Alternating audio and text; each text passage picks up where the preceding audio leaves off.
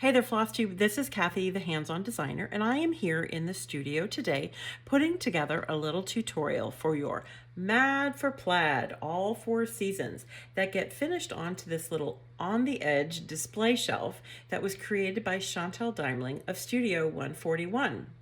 I'm going to walk you through all the steps that I took to get this finish. Of course, this will be the same finish, not just for your Mad for Plaid, but we're going plaid all year.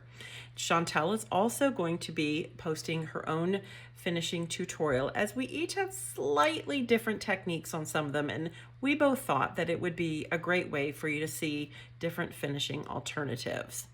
Mine will be kind of a picture walk like I've done before. I'm also going to refer you to a couple tutorials on my website to get into kind of some of the nitty-gritty step-by-step pictures of lacing.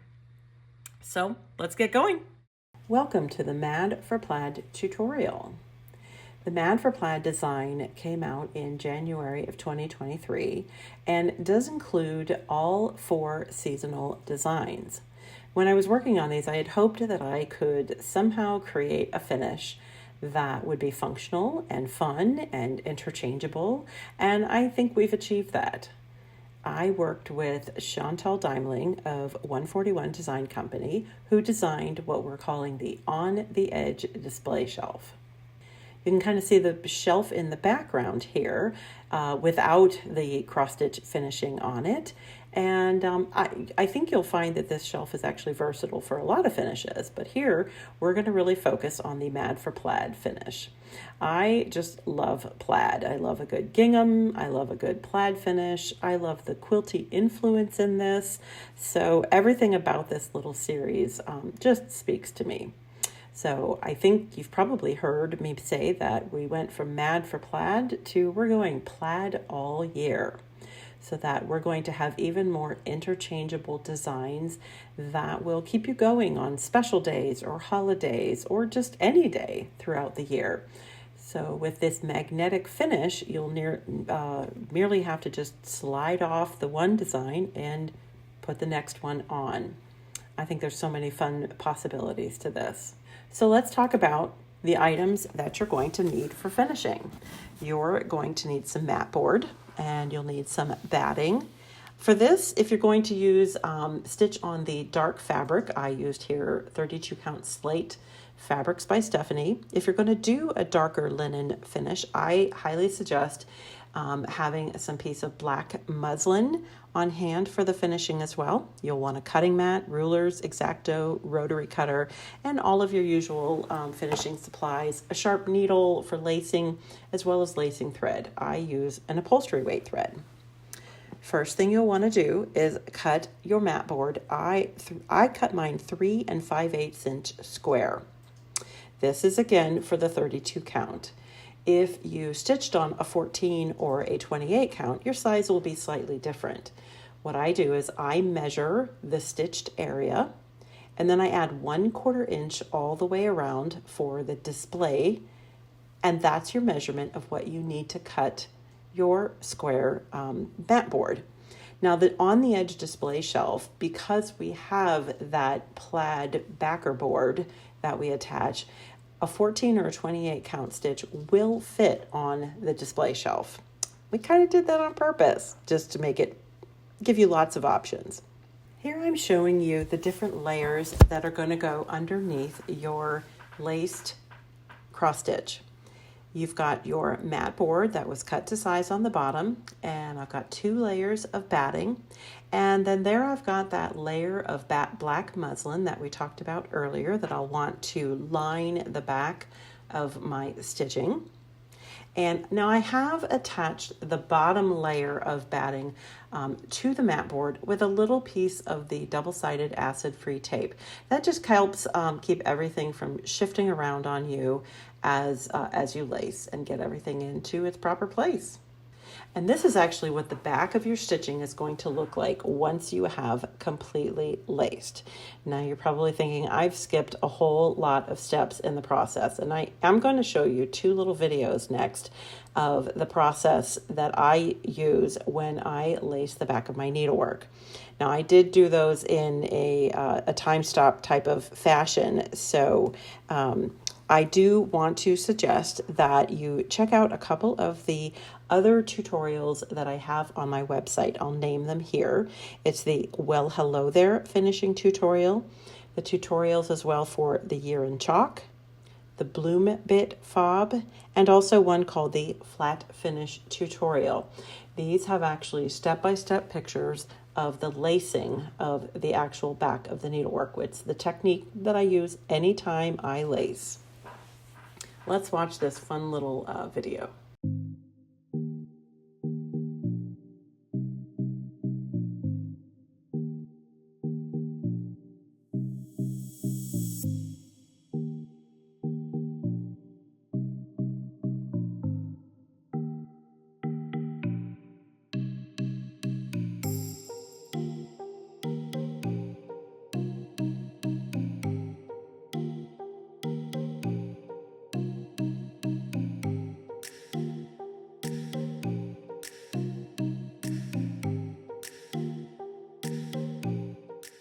Well, we're going to watch the video again, but this time we're actually going to slow it down a little bit. I wish that I really truly worked that fast all the time, but I'd like you to kind of just see those different steps again.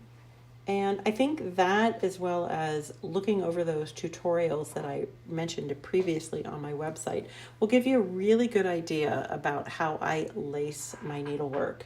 Again, I think, I feel like everybody should try lacing just at least once. I really find I get better control over how centered my design is, the way it looks nice and smooth on the front.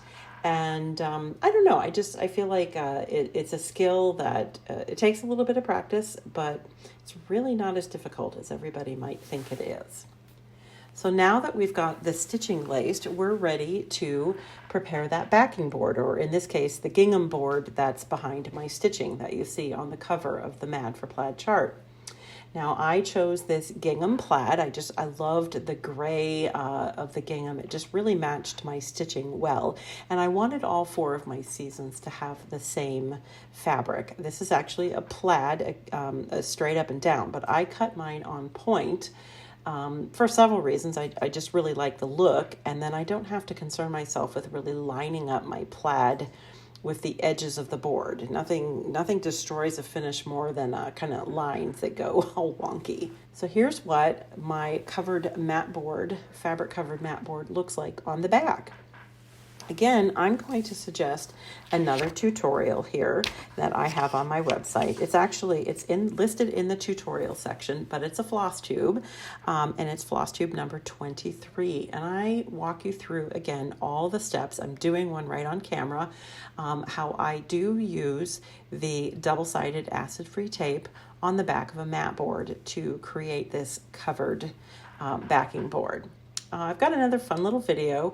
This was a time-lapse video that I did when I was preparing all the backing boards for the upcoming releases that start off the Plaid All Year. So you're going to see some different fabrics. So let's watch that quickly too.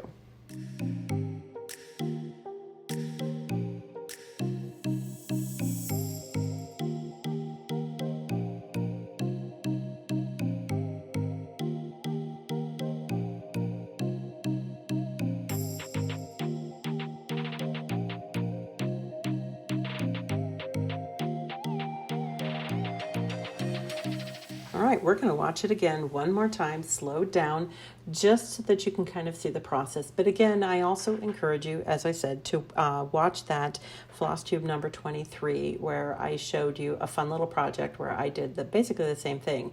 Now with this one, I didn't include any batting. I just wanted a nice, smooth, flat finish.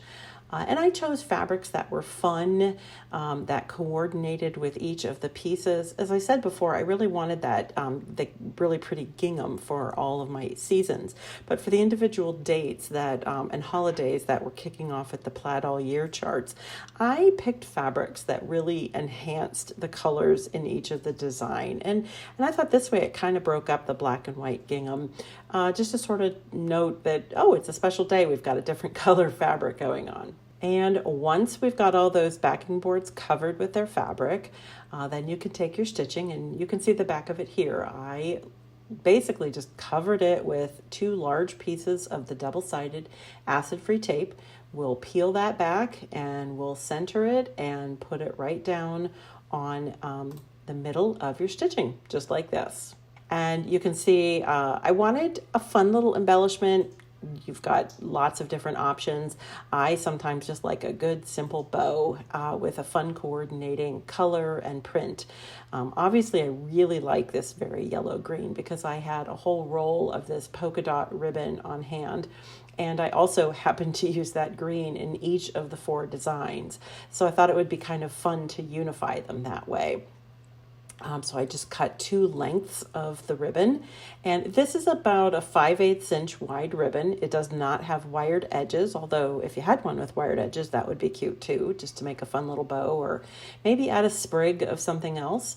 I cut 2 lengths, and then I sort of put them kind of at an angle, and I took that really long floral pin, that blackhead floral pin, and I ran it through the middle of, kind of rocked it back and forth and ran it through the middle of the 2 ribbons, kind of almost gathering it, just to give it a little, so the ribbons would have a little dimension to them.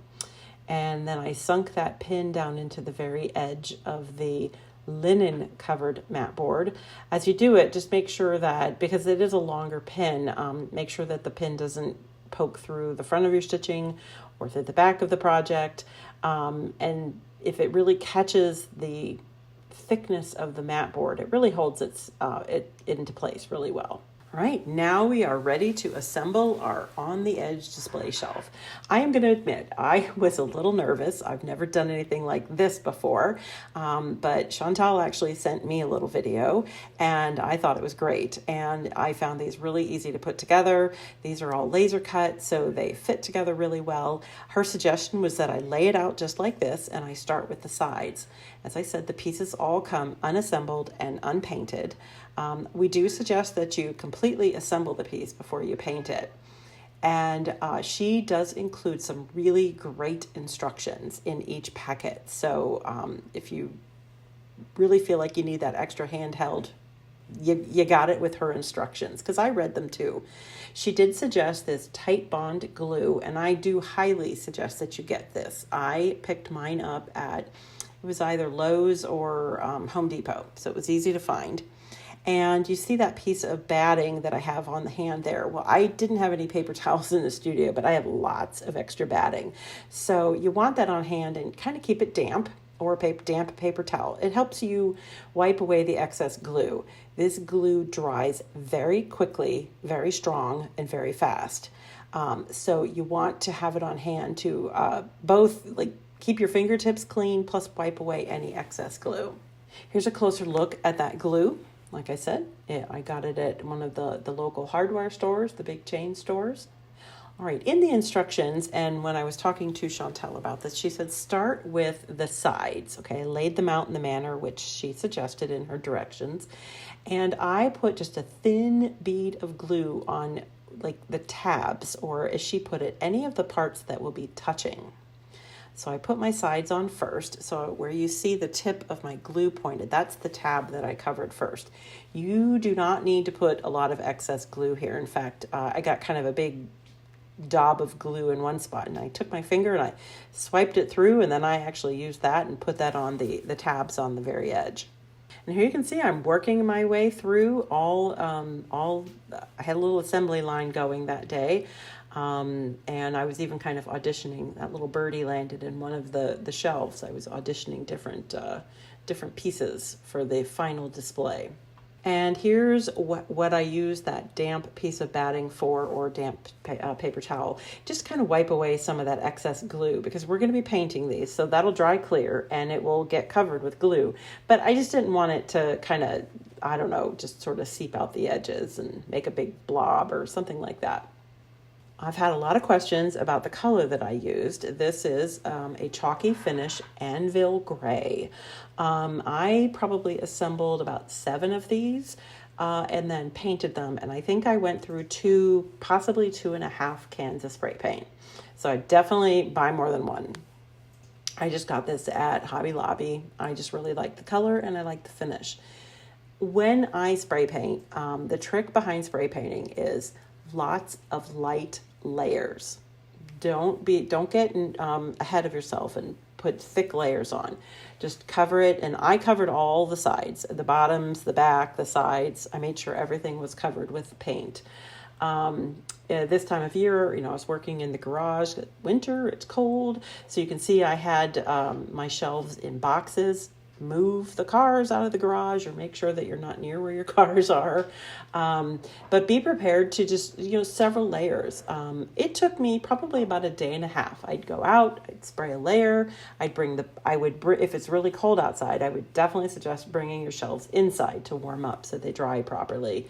And then when they were dry, I'd turn them and I'd put another light layer on, and then I'd turn them back, and I just several light layers. Don't rush this part. And here you can see I had kind of a box. I did them in groupings, so that's why there's all that gray inside the box. And this way it just kind of kept a lot of the spray paint from getting all over everything. As I said, it took me about a day and a half to get enough, a coverage with the gray to that where I was happy and that they were completely dry. So then I took my sanding block and I went all over it just very lightly, just knocked a little bit off. These are very nice boards. There really wasn't a lot of grain raised in the process, so there wasn't a whole lot to do. But I did take a sanding block to my edges just because I like a little worn look. I just like the way that looks, and you certainly don't have to do that. But I did kind of go to town on the edges all around just to kind of to make it look a little worn. Then when I was done with that, I grabbed some clear acrylic coating. This is what I use anytime I do a project like this. It just gives it it's a satin finish. It gives it a very low sheen. Really, you only need one layer of this. Again, I did do all sides, so it did take several steps just because I was covering all the sides. But I just really liked it. It sealed it. It gave it a nice finish, and that's what I use. And again, I do get this at Hobby Lobby as well. You can probably also purchase something very similar at your hardware stores or any place you buy spray paint. And there you go. Once you are done with that, you are ready to attach your, once everything's dry, you're ready to attach your cross stitch to the shelf. I happen to use magnets for mine. I get my magnets. They're very strong magnets. I get it from a website, appliedmagnets.com. The size I use is a 1/2 inch by 1/16 inch thick. They're a neodymium, I'm not saying that right, but a disc magnet. You can either glue them to the back with either hot glue or E6000. They also do make a magnet on their site that has an adhesive back. You just peel the tab and you attach the magnet. One thing I will say, because I use a magnet on the back of my stitched piece, that's on the back of that gingham. I also put a magnet on the back of the display shelf. I know some people use washers or something like that, and you can certainly do that. I just thought, why not use a nice small little magnet? It's not obtrusive, and you will want to test to make sure that the polarization of your magnets matches up appropriately so that your piece stays in place. And I put magnets on the back of each of my seasons, and I'm ready to, right now I've got winter on display, but hopefully very soon I'll be ready to slide winter off and put spring on. Now let's talk for a minute about the display. Honestly, I had a lot of fun creating these little displays. I was worried, like, would I have stuff to put in? Would I make it look cute? Really, once I got playing with it, that's what I was doing. I was playing with it. I shopped my house. I looked around for small things that I had. That greenery in there, I showed in one of our floss tubes. It was literally leftover greenery from another project. And I just scrunched it up and I put it in the bottom. And that little snowman guy, I bought him years ago. I actually have 4 of them, one for each member of our family. And then the snowflake behind him is an ornament I took off my tree. And then the little wool felt balls is kind of like a snowman in the making. I really wanted to make sure that I had different textures. I had different heights. I had different, I don't know, just fun little objects. You don't want to overcrowd it. But really you can't do anything wrong here. We shopped around our house. I did go to my local craft store for a few things, mostly and I brought a shelf with me because I wanted to test out the scale. But anything I had to buy extra, I really kind of tried to make sure it was something that I was going to be able to use from season to season. Like I had a little jar that I'm putting summer flowers in. And I'm going to be able to use that jar again, maybe for something else. So the whole point for me was I was trying to scavenge around my house and see what I could use, but just have fun with it. I'm excited for you to see my other seasons. And I think you heard me mention that the Mad for Plaid, now we're going plaid all year. So we're going to continue to have more of these designs coming out to really make use of this on the edge display shelf. And I really want to thank Chantel from 141 Design Company for working with me on creating this, I think, versatile and sweet little piece to display your needlework and help decorate your home. So there you go. You are all set to create your very own on the edge display shelf and finish your needlework and just have a sweet little vignette to decorate your home. Thank you for joining me, and we'll see you soon.